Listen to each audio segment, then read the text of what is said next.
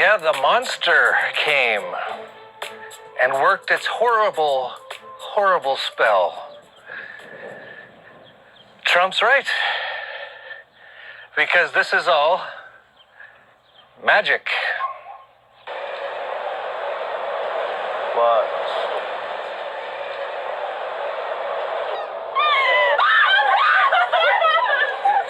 They have billions of people in the world scared to death of doing something like this. Lucy,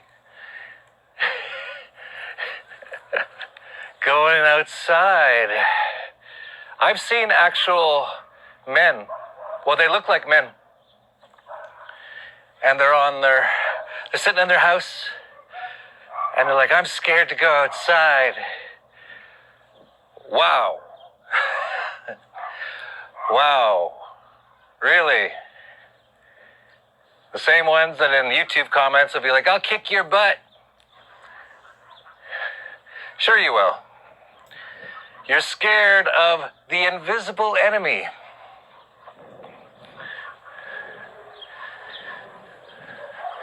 Or a horrible, horrible spell. What that spell is, by the way, is actually a form of magic. At the highest levels, they use all kinds of magic, but this magic's very easy to explain. Explain to me how 3 billion people, none of which have seen any sort of problem, all of a sudden are too scared to leave their house. How did that happen? Well, it actually goes way back for generations through dumbing down, fluoride in the water, government school systems, propaganda in the television programming, constant fear programming, putting you into hypnosis, tons of horror movies, all actually pre-programming you to be scared. It begins with sound. Filmmakers rely on disturbing soundtracks to heighten suspense and terror. You may have heard the waterphone, a slicing sound that sends shivers down the spine. Or the theremin, the defining sound of many 1950s horror movies. Researchers discovered that harsh sounds used in horror soundtracks imitate the screams of scared animals.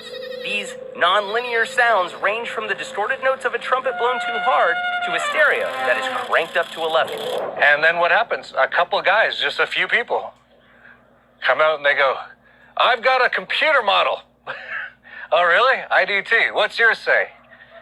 Well, I've got a bunch of PhDs from a bunch of BS colleges.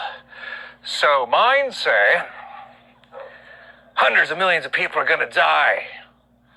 Oh, really? From what?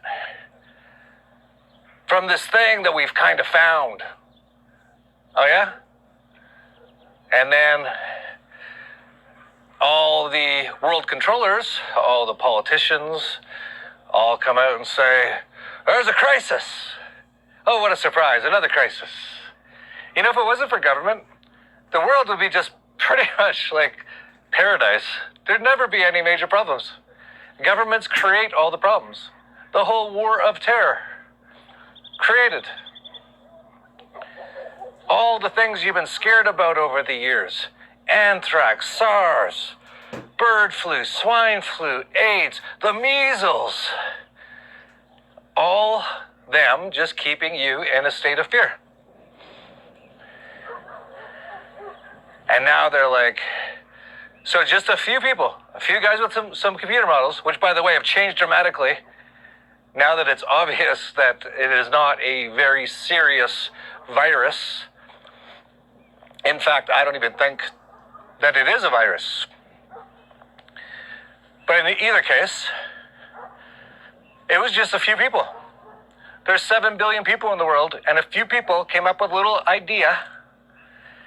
How did that magically get 3 billion people to stay in their houses, lose their jobs, lose their businesses, get bankrupted, and be put under essentially martial law in various forms in various places,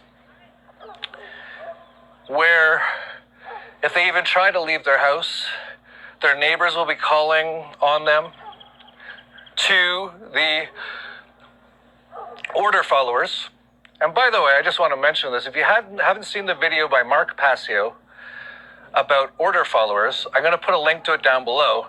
And I might even just